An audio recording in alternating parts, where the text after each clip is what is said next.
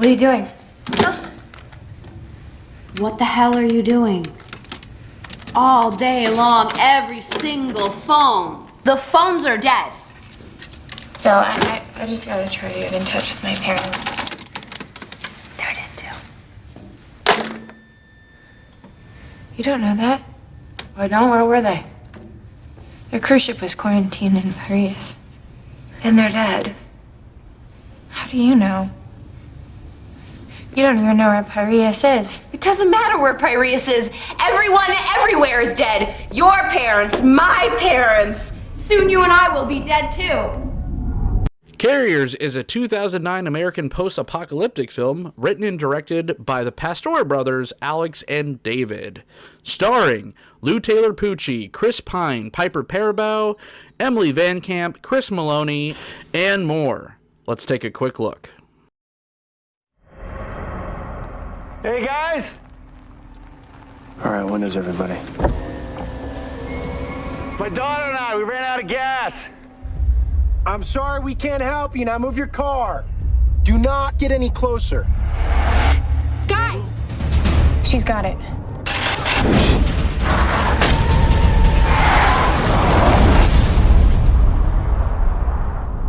They'll die out there.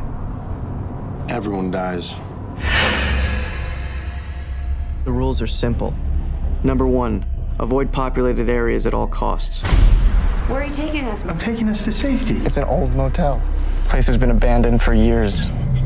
Number 2, if you come into contact with other people, assume they have it.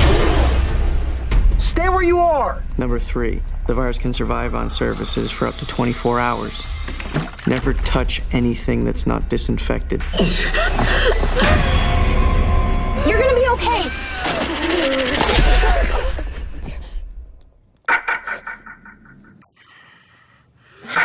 And the last rule, What happened? Nothing. take what you need Get up. and never look back. Why did you not do this? Please leave me here. You break the rules, you die. You follow them, you live. Maybe. Brian? It's not Brian. You killed them! Somebody had to do it. Was it gonna be you, Danny? Brian! Stop!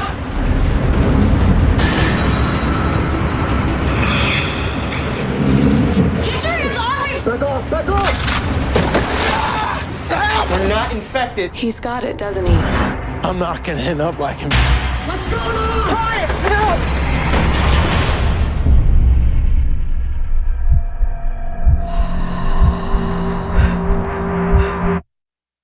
Welcome back to the Cult of Films. I'm John. Hang on a second. I'm John giving you another film review. This one's for 2009's Carriers. That's right. Why are we talking about Carriers? Well, there's something going on in the world right now that's very similar to what's going on in this film. And there's a lot of similarities, eerily, a lot of parallels between our real situation now and this nightmarish, ramped up version that's happening in this film. Is this a good film? It's not the greatest. It's not even, I would say it's probably like a C+ film. So why are we talking about it, and why am I wasting my time doing a review about it? I think that there's certain things in this film that really elevate it, and I think that you could only watch Contagion and Outbreak so many times. All the other movie reviewers are revisiting those films, as they should. They are great films, especially Contagion, namely because Steven Soderbergh, but this film does have enough in it to kind of warrant a watch, and it's streaming on Netflix right now. So, what is this particular pandemic film about? Well, it centers around 4 young, very attractive, two brothers, played by Chris Pine and Lou Taylor Pucci. That's Brian and Danny, and they're joined by Bobby, who is Brian's girlfriend, and a school friend of Danny's, played by Emily Van Camp. Her name is Kate. And so they're just kind of traversing the, post-pandemic apocalypse, trying to get to the boys' ancestral home of Turtle Beach, where there's a abandoned hotel there that they have fond memories of. The movie starts out as this 16 millimeter home made video of the two brothers when they were children, playing with their family, happier times and all that. So if it's going to be the apocalypse, they're going to try to get back to where they want to spend out whatever time they have left on this earth. And of course, things ensue. You know, there's roadblocks, literally and figuratively, along the way to get you from point A to point B. This is not an action film. This is not a horror film. This is a pure pandemic film, more of a thriller, if anything else. Yes, there's horror elements, and there is some action. There's some gun firing and whatnot, but those aren't the focuses. The focus on this film is the people, which I think the Pastor brothers succeeded on. Dialogue-wise, we're going to get to all that later. But let's just talk, the Pastor brothers are little known or kind of underknown Spanish filmmakers. And this movie was actually made in the can in 2006, didn't get released in 2009. And why is that? Well, Chris Pine exploded onto the scene in the J.J. Abrams Star Trek reboot. So they, the studios that own the rights to Carriers that probably weren't going to release it anyways, they're like, hey, you know what? Paramount Vantage is just like, let's make some money off of this. We have some more Chris Pine for the people because popularity, maybe this film can make some money off the coattails of that. And they weren't wrong. I mean, this wasn't made for very much money, but it only made $5.8 million in the box office, which is probably better than what they thought they could have made without Chris Pine's success with Star Trek. At the front end of this review, I'm going to keep it as spoiler-free as possible. No one really saw this film. The few that did, good on you. But I want everyone to go see Carriers because, especially with what's going on right now in the world, I think it's worth a watch. So I'm going to kind of do like spoilers at the very end because it definitely warrants some key characters and plot interactions that I want to kind of dive deeper into with you all. But until then, this will be completely spoiler free, so you could just kind of enjoy this up to a certain point. So, we run into a family, a father-daughter, played by Christopher Maloney and Kiernan Shipka. Hopefully I said her name right. And that's Frank and Jodie Holloway. Frank is this protective father. Jodie's this probably 6 to 9 year old little girl. They find out, the group, very early on, it's not a spoiler, they find out that she is actually infected by this virus.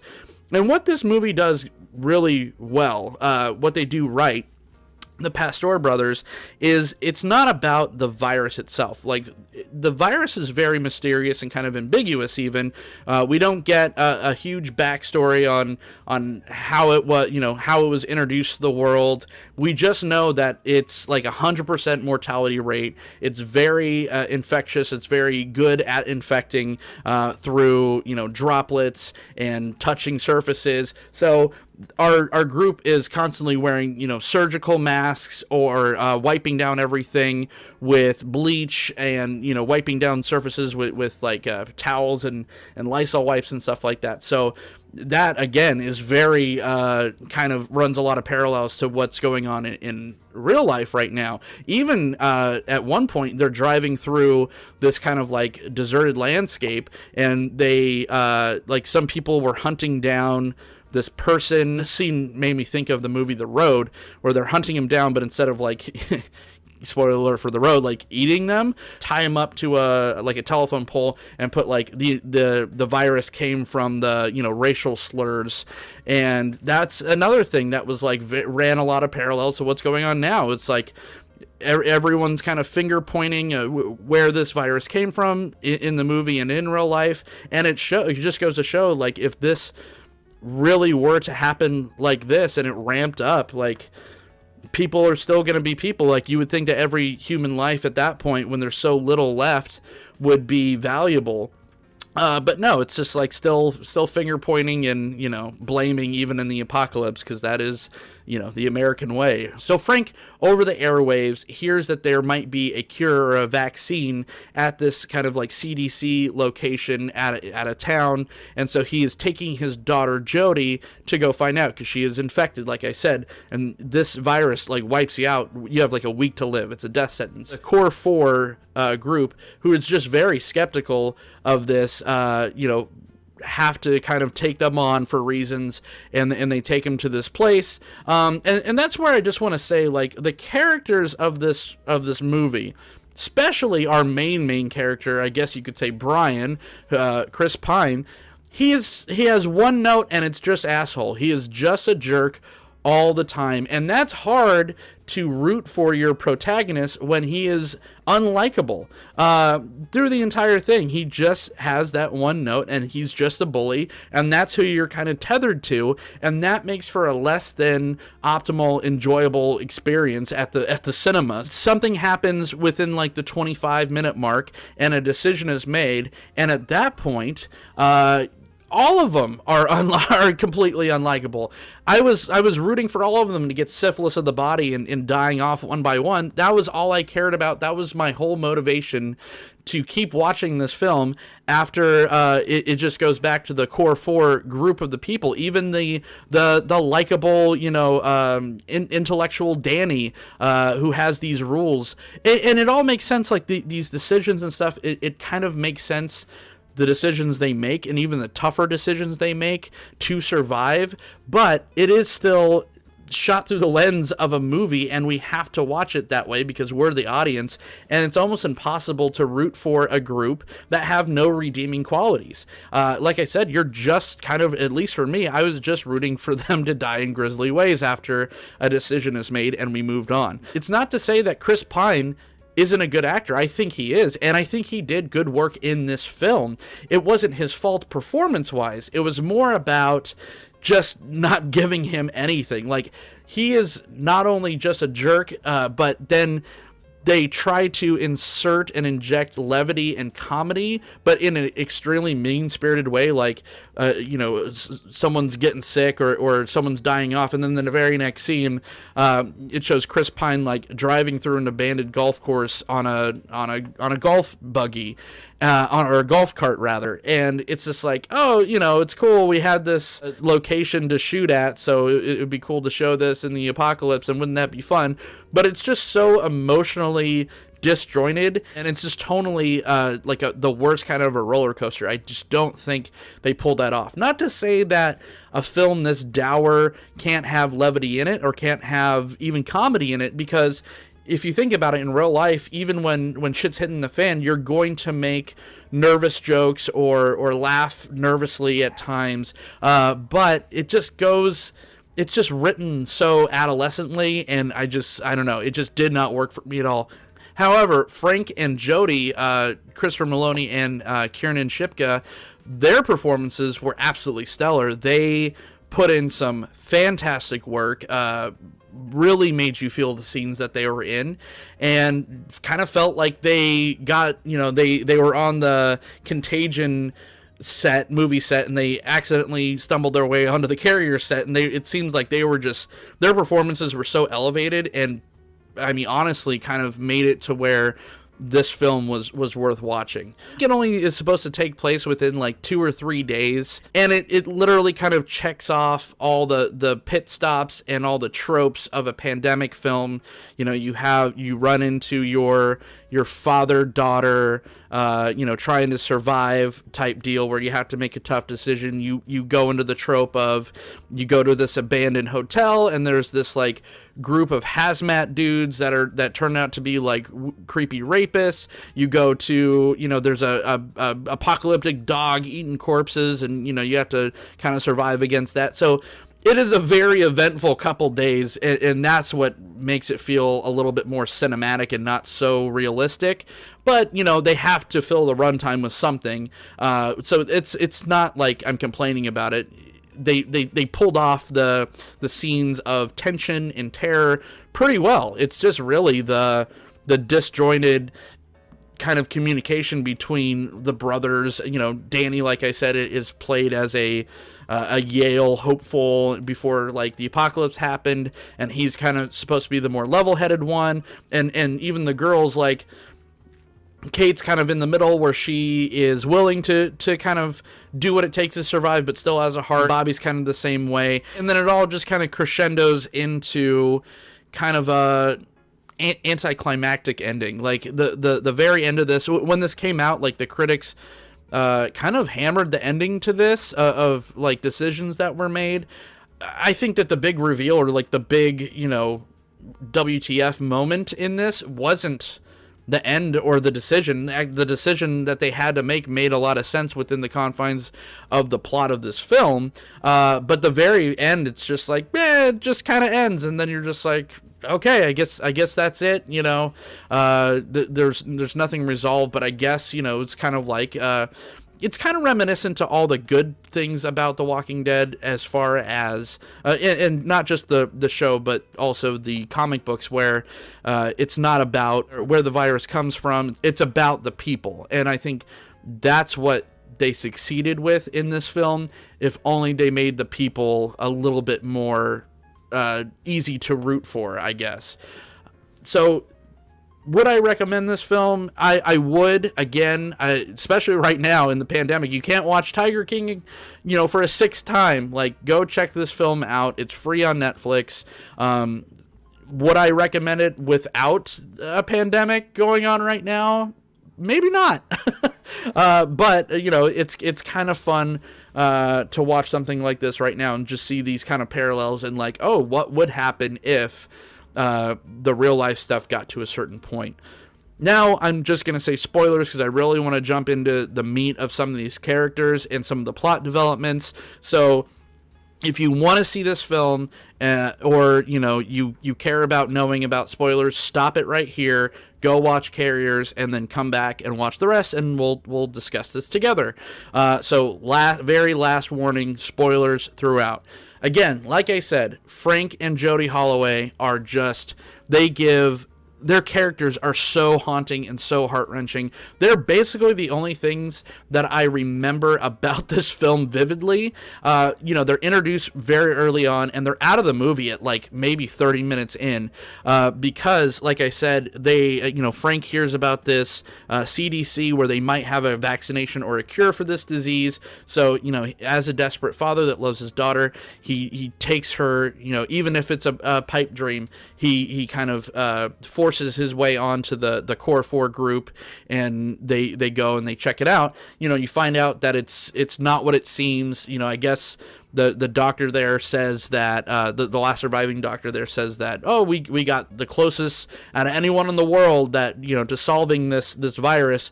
Although polling or research like that, you're probably not gonna. That's probably not very accurate in the apocalypse, when he's like euthanizing all these sick children with all this like copious amounts of potassium.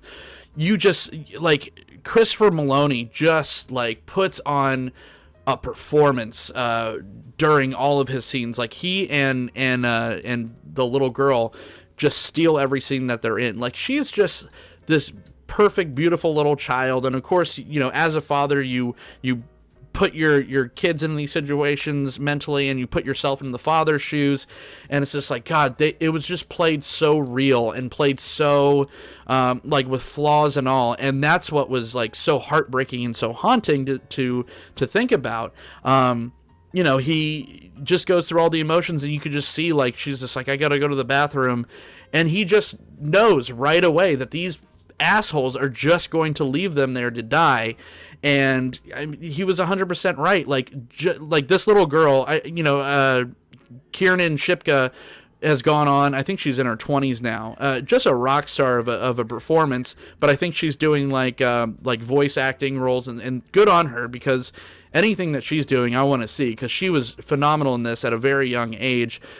Just the moment where he she's like, yeah, I like SpongeBob and stuff, and all this, where it's just so real. And then he like puts her down on the floor, where she's like, I gotta go potty. And he's like, I need you to walk to that porta potty, because I have to stay here and make sure that these assholes don't take off and leave us for dead. And she just like gives it her all and just like tumbles, and it's just so heart-wrenching, and she plays it so realistic. And then both of them, he's like carrying her, and they both look back because they could hear the car. Of course, they take off without him, and it's just like the way that's played, and it's just like 100 feet from them is this doctor's like euthanizing a ton of children, and they just know that this is it. This is kind of the end of the line for these characters, and that it's just that scene and that interaction while they're in the movie makes this movie worth watching. Because after that, you're just like, I can't root for any of the core four. I hate all of them. Danny is this weak little, piece of shit. Bobby and whatever, like, they all suck. I just wanted to see them die in a grisly way. And unfortunately, Brian, played by Chris Pine, does die, but in like a humane way. He gets shot down. He doesn't even have to, like, have his body rot off, which was, like, so... I just wanted to see him just die horribly because he's such a horrible character. But, it is what it is, and it just kind of ends on a weird note. As far as just, like, the quality of it being made, lighting wasn't great, but the scene selection, shot selection, sound design, all that, pretty on par. It's a very loud movie because it's very quiet. Obviously, there's like very few people around, and then when something does happen, it's just like very jarring. So it does get very loud. But yeah, all in all, that's my review of this pandemic film, Carriers from 2009. Like I said, a movie that probably was never gonna get made if it wasn't for J.J. Abrams putting Chris Pine into the Star Trek reboots. And, no one really saw it. The few people that did just saw it because of him, even though he was the worst part of the film. Not his fault, just the character. I don't know. Am I wrong about this? Have you seen it? Do you want to see it? Let me know in the comments down below. Give me a thumbs up, thumbs down, whatever you want to do. Just leave it downstairs. Share it around the interwebs. Talk to us on Twitter. We have an official Twitter account at The Cult of Films. I made it very easy for you all in lowercase. Or if you want to talk to me on my personal account, I'm at Orzov Dunn. So until next time, wash your hands, keep your mask on, and stay the fuck home.